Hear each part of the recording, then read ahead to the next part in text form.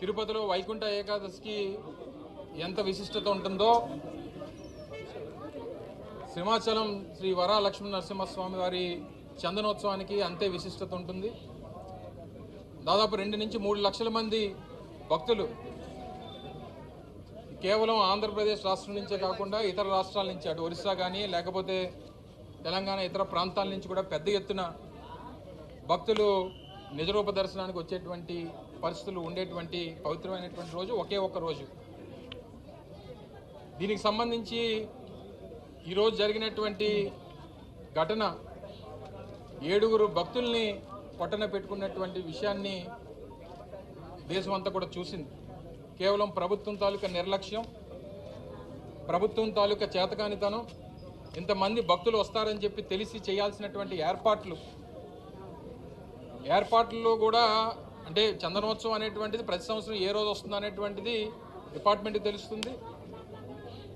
ఏ రోజుకి ఏర్పాట్లు అనేటువంటి పూర్తి చేయాలనేటువంటిది అది ప్రభుత్వం తాలూకా బాధ్యత.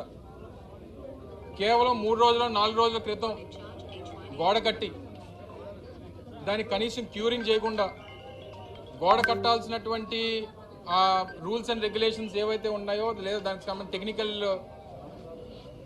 ప్రొసీజర్స్ ఏవైతే ఉన్నాయో ఏవి ఫాలో అవ్వకుండా కేవలం గోడ కట్టేయాలన్నటువంటి ఉద్దేశంతో గోడ కట్టేసి క్యూరింగ్ కూడా చేయకుండా ఈరోజు నిన్న రాత్రి సహజంగా మీ అందరికీ తెలుసు ఆనవాయితీ ప్రకారం, మరి ఆ దేవుడి కృప ఏంటో తెలియదు కానీ చందనోత్సవం అంటే వర్షం అనేటువంటిది ప్రతి చందనోత్సవానికి ఆ దేవుడి లేలో ఏంటో తెలియదు కానీ ప్రతి సంవత్సరం చందనోత్సవం రోజున వర్షం పడుతుంటుంది ఈ ప్రాంతంలో అనేటువంటిది ఈ ప్రాంతంలో ఎవరిని అడిగినా చెప్తారు. సరే గాలి వచ్చింది, వాన వచ్చింది, ఇవన్నీ ప్రభుత్వానికి సాకుల్లా కనబడవచ్చు. కానీ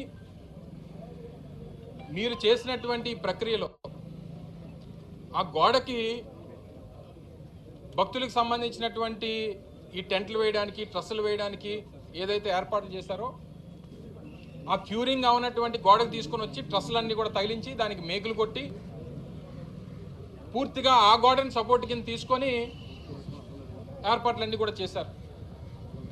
ఒక పక్క గాలి, ఒక పక్క ఇప్పుడే పైలా ప్రవీణ్ అని చెప్పి ఇందులో గాయపడినటువంటి యువకుడిని విమ్స్ హాస్పిటల్లో తనని పరామర్శించి రావడం జరిగింది. ప్రత్యక్ష సాక్షి ఆ అబ్బాయిని అడిగాం, ఏం జరిగింది, ఎలా జరిగింది ఏంటి అని అంటే క్లియర్ చెప్పాడు. సార్, పెద్ద గాలి వేసింది, గోడ ఫ్లెక్స్ ఊగినట్టు ఊగింది సార్.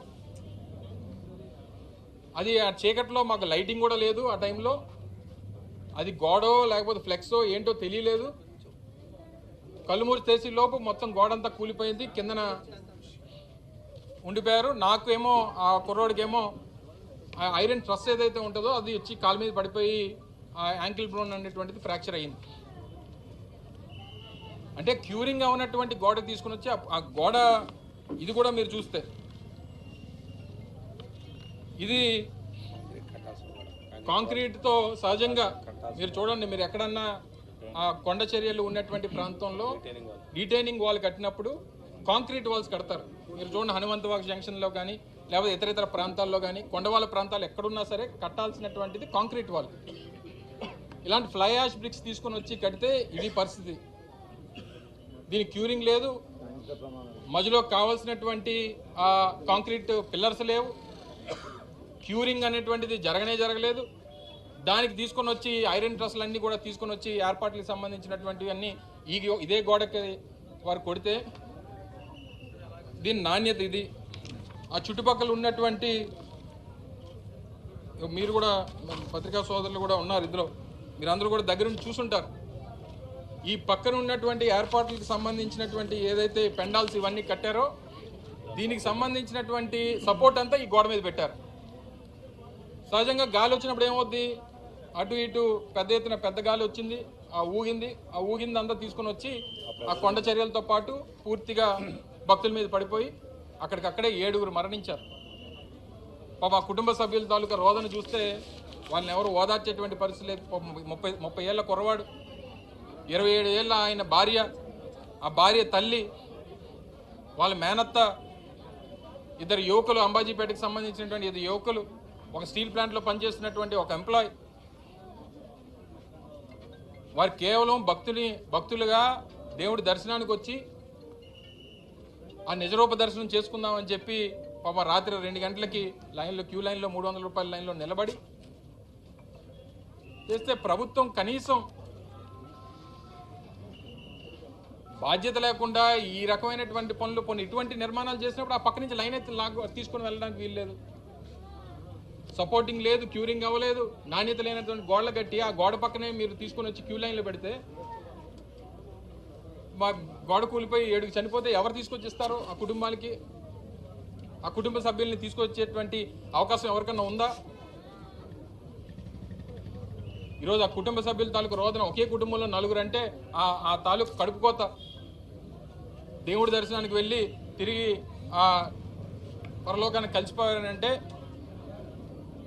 దీని అందరికీ ఎవరు ఇంకా ప్రభుత్వంలో ఉన్నటువంటి పెద్దల మాటలు చూస్తుంటే అసలు ఆశ్చర్యం వేస్తూ ఉంది. దీన్ని కూడా రాజకీయం చేయాలని కాంట్రాక్టర్ ఎప్పుడు కట్టారు? ఏ ప్రభుత్వంలో కట్టారు? ఈ కాంట్రాక్టర్ ఎవరికి ఇచ్చారు? ఇదా ఈ సమయంలో రాజకీయాలు మాట్లాడడానిక? వైఎస్ఆర్ కాంగ్రెస్ పార్టీ డిమాండ్ చేస్తూ ఉంది, ప్రతి కుటుంబం చనిపోయినటువంటి ప్రతి వ్యక్తికి ఆ కుటుంబ సభ్యులకు ₹1 కోటి ఎక్స్గ్రేషియా ఇవ్వాల్సిందే, ప్రభుత్వం నుంచి ఒక ఉద్యోగం ఇవ్వాల్సిందే. అది మేము అడుగుతుంది కాదు, కుటుంబ సభ్యులు అడుగుతూ ఉన్నారు. ఏదైతే గతంలో ఏ రకంగా జరిగిందో, గతంలో జగన్మోహన్ రెడ్డి గారు ఎల్జీ పాలిమర్స్ ఇన్సిడెంట్ అయినప్పుడు ఏ రకంగా సహకరించారో అలా చేయాలని చెప్పి వారి కుటుంబ సభ్యులు చెప్తా ఉన్నారు. తప్పకుండా ప్రతి కుటుంబానికి చనిపోయినటువంటి ప్రతి వ్యక్తికి ₹1 కోటి ఎక్స్గ్రేషియా ఇవ్వాల్సిందే, ప్రభుత్వ ఉద్యోగం ఇవ్వాల్సిందే అనేటువంటిది కుటుంబ సభ్యులు అడుగుతూ ఉన్నారు. ఘటన తెలిసిన వెంటనే పెద్దలు మాజీ ముఖ్యమంత్రి వైఎస్ జగన్మోహన్ రెడ్డి గారు తీవ్ర దిగ్భ్రాంతికి లోనయ్యారు. తక్షణమే వారందరినీ కూడా పరామర్శించాలి, కుటుంబ సభ్యులకి ధైర్యం నింపాలనేటువంటి ఉద్దేశంతో ఇప్పుడు 2 గంటలకు విశాఖపట్నం రాబోతా ఉన్నారు.